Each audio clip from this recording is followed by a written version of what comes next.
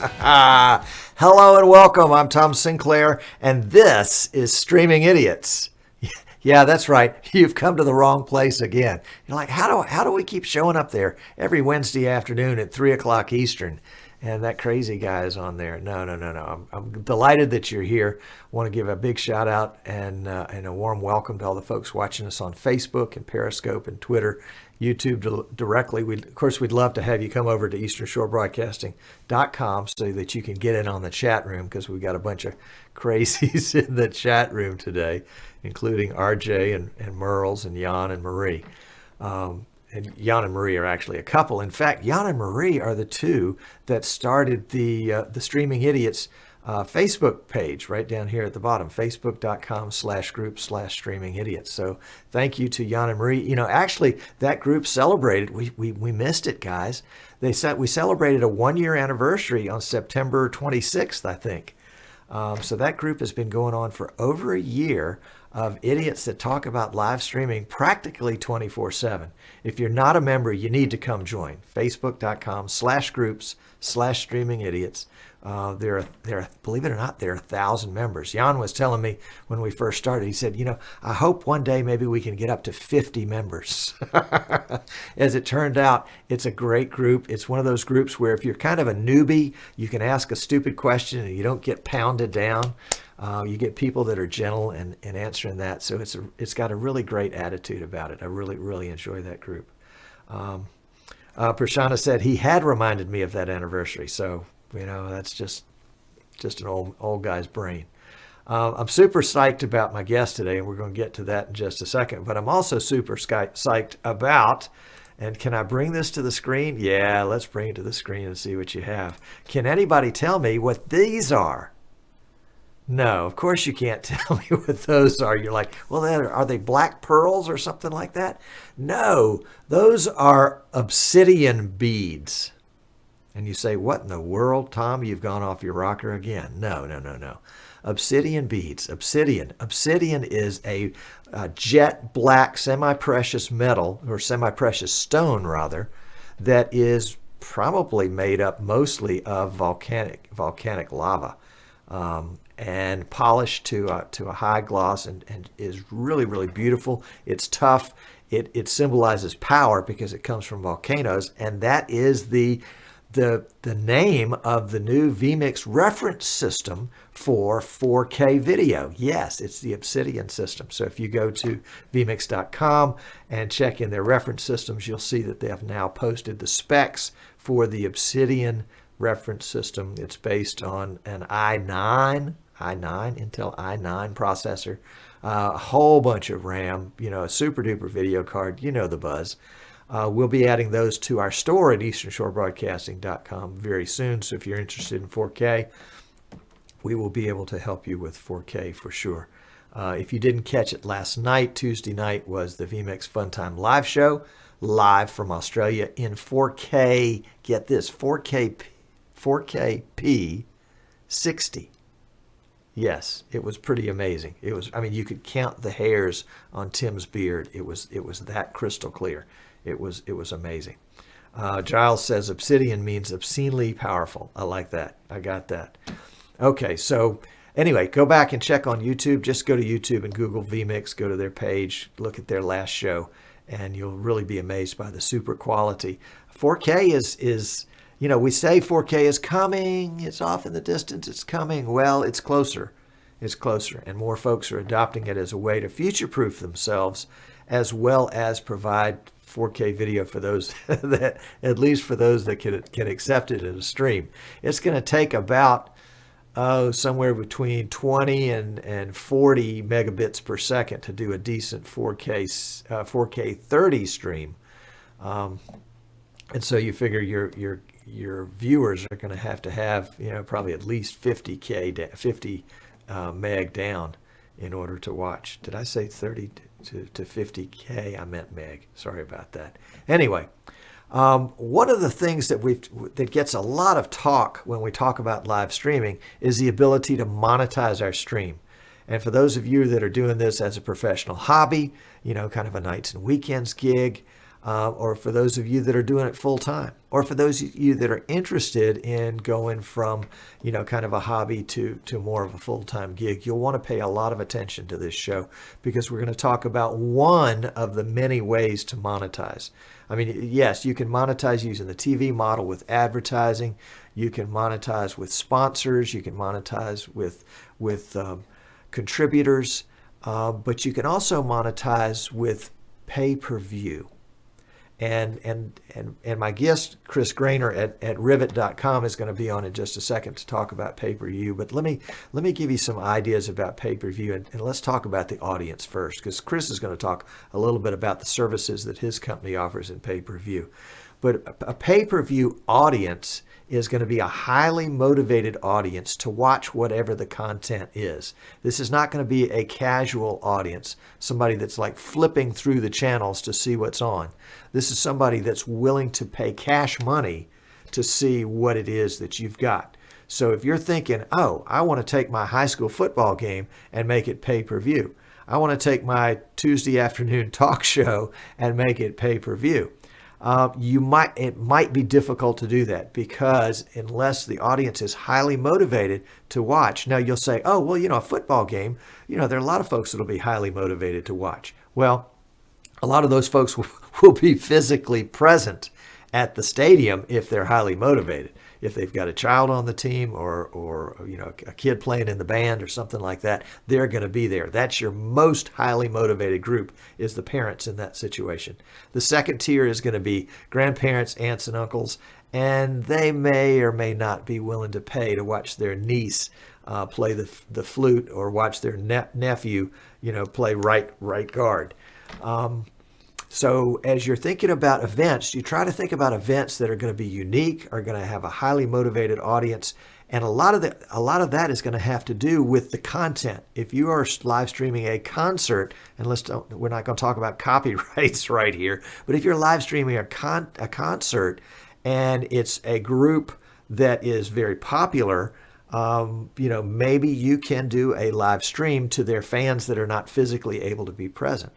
So you want to do a lot of analysis with who is my audience going to be, what's their motivation, what's their willingness to pay, and then you get into the technical details of how to do the paywall and all that kind of stuff. So having talked about that little portion of it, I want to welcome. I am so thrilled to have Chris on the show today. Chris, let me bring you into the show here, and turn your mic on. Chris, welcome. Glad to have you with us today. Thank you. Chris is one of these guys whose names came up in a discussion of pay-per-view on the Streaming Idiots Facebook group. And somebody said, oh, yeah, you need to talk to my buddy Chris. He knows all about pay-per-view. And he mentioned his website, which is rivet.com, RIIVET.com. And so I went there and I said, oh, wow, this is cool. And so I sent Chris a note, and he responded, and he said, yeah, I'm an idiot. I'll come on your show. So, Chris, we're so glad to have you here. But let me start at the beginning. Where in the world, what day was it in your life where suddenly you discovered live streaming was a thing? I don't know exactly when it, just from the strict live streaming, when I watched my first video. But it was back in 2009. Okay. I'm a tech guy, programmer, and my co-founder as well. We're both tech guys.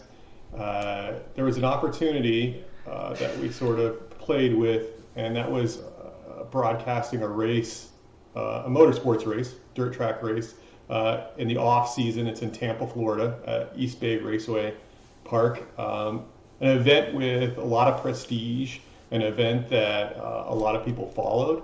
And I had done some other tech work, and this was managing live timing and scoring and publishing that online, and we saw a good reception from that. And we thought, if we can convert 10% of these people, it could be worth our time. Right. So got a few guys together, spent way too much money financing some equipment, got a TriCaster, got some, I think they were Panasonic HPX 170s, and went down there and gave it a shot. At that time, there wasn't a lot available for paywall features and sort of all of those options. So we used TotoCast, who I believe is still out there. TotoCast is doing their thing, but along the way, we ultimately decided we wanted to have some more options, and that's where we fumbled through having some WordPress sites, which is sometimes a viable solution, but we ultimately came to creating our own platform. And then as we created our own platform, we decided to, being software engineers, that we would create as more of a software as a service, so that other people that were in the same boat as us could make that happen. And I don't come from a video production background. I come from a tech background. So I'm more of a database guy, engineer-minded guy. Sometimes I'll agree that I have engineer's disease. So I can get a little too technical sometimes versus just taking care of stuff. But Right. as you said before, I think in the pre-show, we've all had those streaming failures, and that will quickly change you from being so concerned with the details and just getting things done in a way that people will appreciate it. Yep. Cool. So this the first pay-per-view gig you did you make money? We did, but that's because we were lucky. That wasn't because we knew what we were doing. You brought back, or you in the intro, you discussed, some analysis and some understanding of the market, and it really does take some experimentation. I usually lead that pretty quick when I do any of my inquiry discussions with folks on the phone. Is that you're really running an experiment. You're going to find out whether the market really cares about this content. And you're just trying to run a good experiment initially as cheaply as you can to get some information. Again, we were lucky. We made money. That was actually, it turned out to be like a 5-figure pay-per-view. It did pretty well. But we spent a lot of money too, which was very unnecessary at the time. We just didn't know it. And that's what you learn. You learn to sort of cater the caliber of production necessary for the market size and the expectation of sales that you're going to get. And one of the other things that's coming along is, we talk a lot about pay-per-view, and it always sounds like it's strictly one price for a single broadcast. Subscription options are now, with Netflix and the popularity of Netflix being so high, people are very comfortable with that model. And they tend to stay along, and sometimes your sales will be better than if you just done a single pay-per-view. Trick there is that you have to string along continuous content and being able to package that content at least on a monthly basis.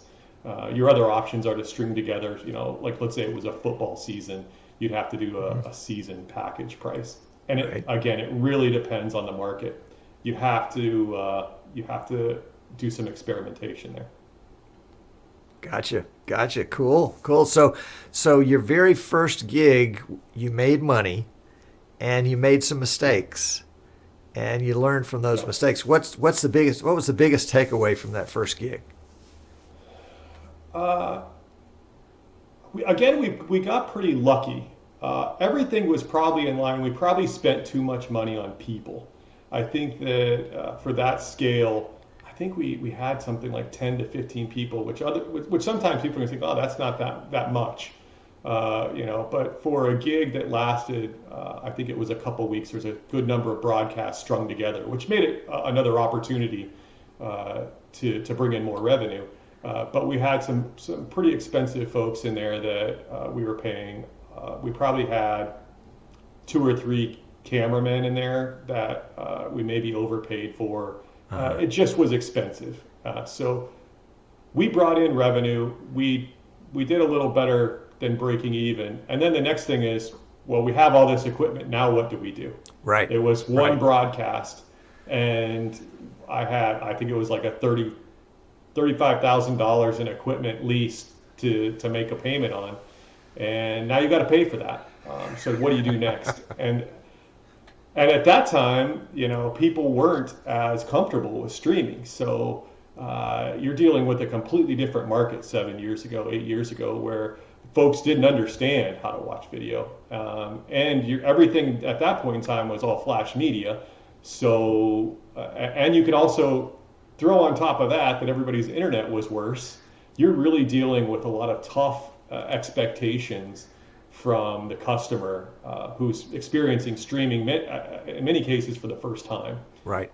So that, if I had to say, like, the biggest mistake is not that preparation.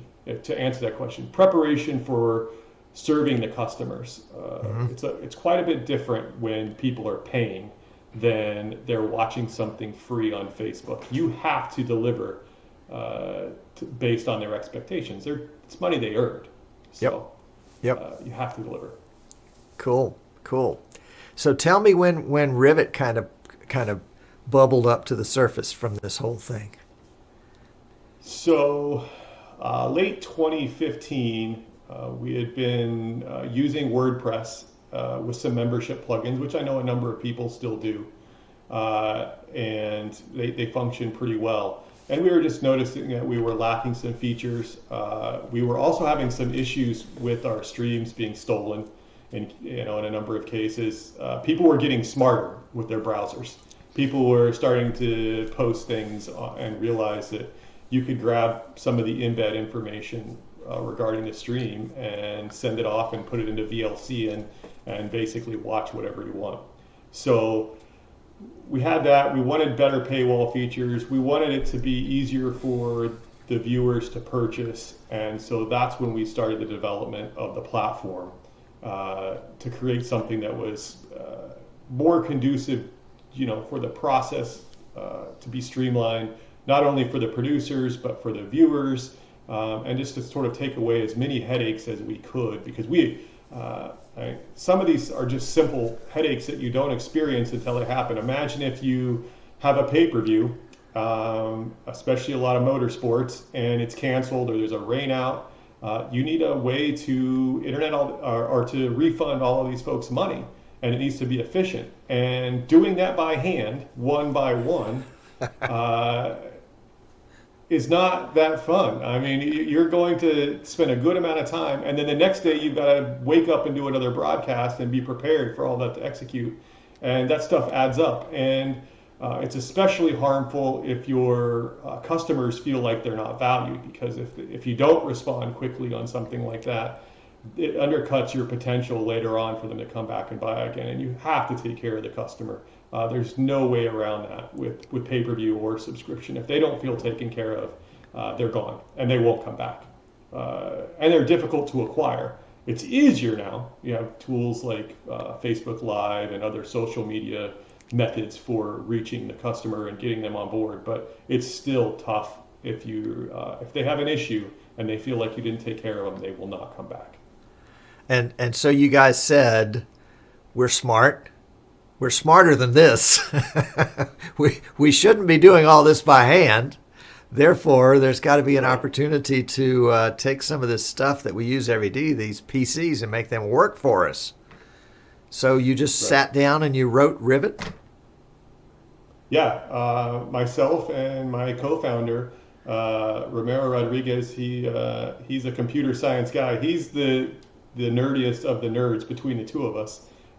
Smart guy, Cornell computer science graduate, master's program there. So we worked together consulting for a good amount of time, doing some software development. And so we decided we would put it together and start a platform. And so that's how that all got engaged. And we've been working together doing that for a good amount of time. So we've always been comfortable together developing systems. So it's something we've done before. So, all right. So tell me what Rivet does. We've kind of dabbled around the edges. Now let's go straight for the heart of the matter. So I think of us as a broadcasting platform, but at this point in time, we really act more like a business partner, because we see that most of these opportunities require a good amount more of the business effort than just the technology effort. We see how we're in the same position as most of the people that are interested in doing this, that are doing it as a hobby. and would like to maybe expand to see if they could add some additional income or see if they can create something that is their sole source of income. So we try to take away as many of the headaches away from the production as possible with delivering the video, and at the same time give that producer as much opportunity to be successful through marketing and branding and catering to the rights holders if needed, so that they can not only provide a broadcast but be successful as a business. Because really doing a pay-per-view isn't that hard. I mean, you can go and do this, and you can quote unquote do a pay-per-view, right? Like producing the video isn't that difficult, and putting that together. Making it work as a business opportunity is the hard part. That is the difficult part. Doing the marketing, reaching and finding out and running these experiments so you can actually see if there's something that's worth the effort without spending a ton of money. We have a good number of folks that are just single camera guys. We call them one man jams, out there doing stuff and being successful and finding opportunities where sometimes they can do more. That's I guess I wasn't very succinct there, but you were kind of beating around the bush, but that's okay. That's all right. Right. So let's peel back a layer and give me a for instance. Yeah. And let's say I come to you and I'm like, okay, Chris, I've got this opportunity. I'm right down here and at Gulf Shores, Alabama, on the Gulf of Mexico. And you know what we have down here? We have beach. And you know what people like to do when they come to the beach? They like to play volleyball. And so I want to start, or somebody else has already started, a beach volleyball league down here. And they have teams that come in from all over the U.S. to play volleyball once a week. And I want to pitch to these people that I can provide them with pay-per-view services and give them revenue, and of course feed myself at the same time. How can you help me put the package together like that? What parts of your service would work with that? Well, and this is sort of the initial beginnings of pay-per-views don't really happen, in my mind, with the technology. They really happen with negotiations and discussions with whoever are the rights holders. You need to understand what their needs are and what their wants are. So much of that is about guidance. We have boilerplate legal documents that people can use, of course, for getting some of their rights in order. That's something that's very important in the long run. As soon as you find rights that are valuable, you better secure them, because other people will also find those rights valuable. But also some guidance with how to cater to and communicate to the rights holders. Most of these places, for example, if you have a volleyball league, their interest is going to be growing their volleyball league. So most of what we're doing can be dual purpose, and probably should be dual purpose, and we probably should put a lot more emphasis on the dual purpose nature of pay-per-view and subscription services to help your rights holders market, because most of these circumstances they're going to be interested in having people show up at the facility, or in the case of a volleyball league, they're going to want more people to come and participate, whatever it may be, or maybe they need help getting some sponsorship recognition. So I'm going to start out with those discussions, finding out more about who they're trying to broadcast and what those rights holders want and what their needs are, and helping somebody start there. And giving them some perspective, especially to continue on your sort of storyline. Let's say that league has in mind that they've watched something on ESPN that has a 10 camera setup, and they're very interested in the whole process and would like a good amount of B-roll and player interviews and all of these additional features, but they don't have any money. So, you're going to run into those sort of cases where you're going to help this person who's trying to drum up business communicate to the rights holders something reasonable that they can deliver, and start that experiment. and get everybody on the same page. So I will have conversations and sit in on calls to help everybody sort of get their ideas in line and see if there's an opportunity. That's really where the pay-per-view stuff starts. The tech then happens afterwards of how are we going to deliver this? How are we going to make it happen? How are we going to make customers happy? How are we going to market it? Gotcha. All right, so let's get into the tech side a little bit. You guys are providing, are you providing the CDN service or? We do, but Okay. we are CDN agnostic. Okay. So if somebody comes to us and says, we like your service, we see that you can transcode to multi-bitrate streams, but we really like our CDN. Okay. Well, we will work with you to incorporate the CDN, and we will also give you the pluses and minuses that we evaluate with that CDN. Some Sure. CDNs you can lock down with various forms of tokening, some you cannot. So I'm going to tell you, well, here's what you're getting, and here's your concerns, and here's how it integrates with our process, and tell us if that's still the way you want to go. And again, we're software engineers. We'll make that happen if it's reasonable. And then we'll adjust our pricing based on you taking over that cost if that's what you wanted to do. And we're pretty open. We use for our base provider, and it's mostly related to cost. We use Scale Engine, who's out of Toronto.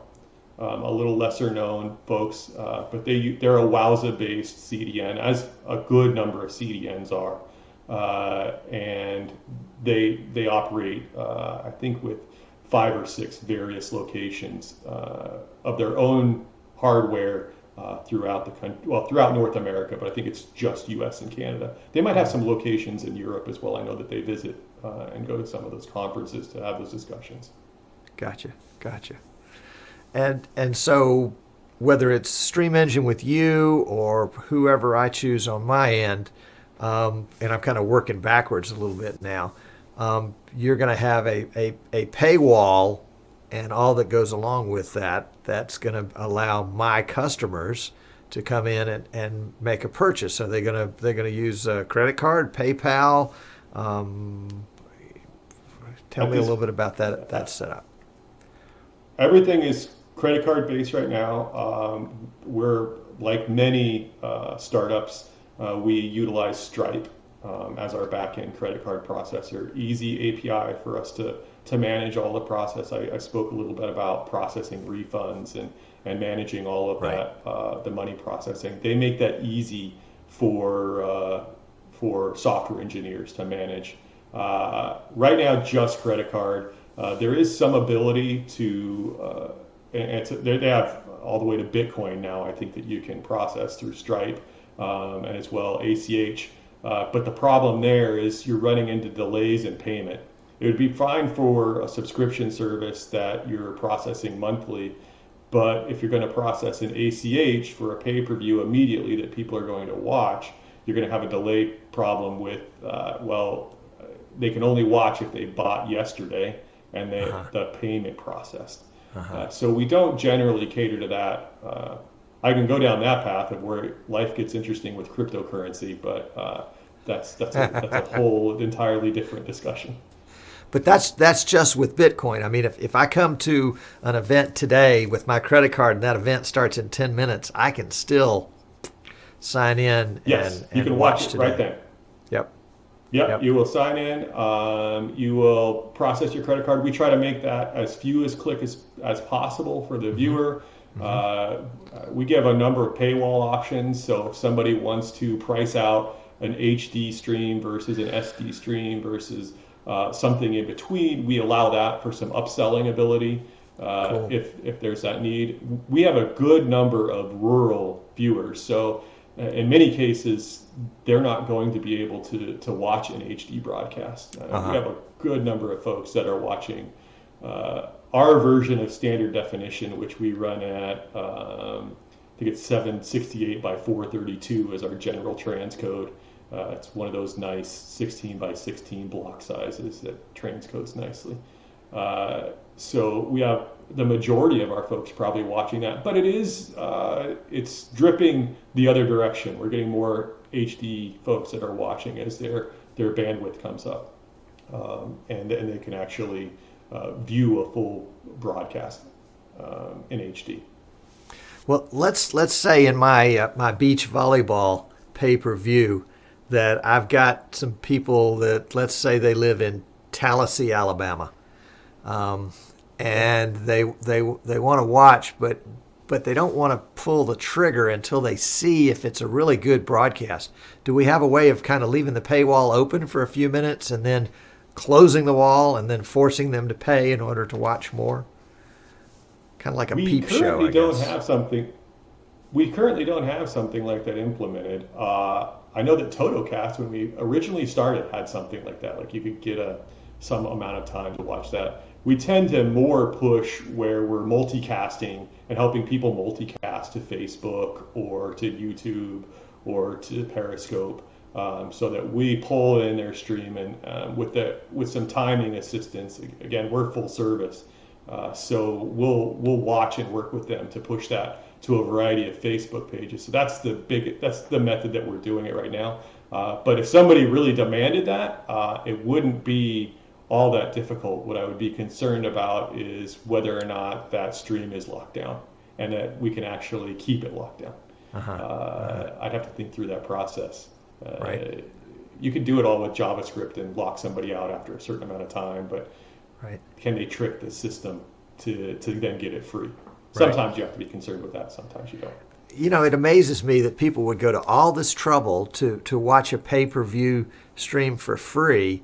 When they value their time, it would have been cheaper for them just to purchase the ticket.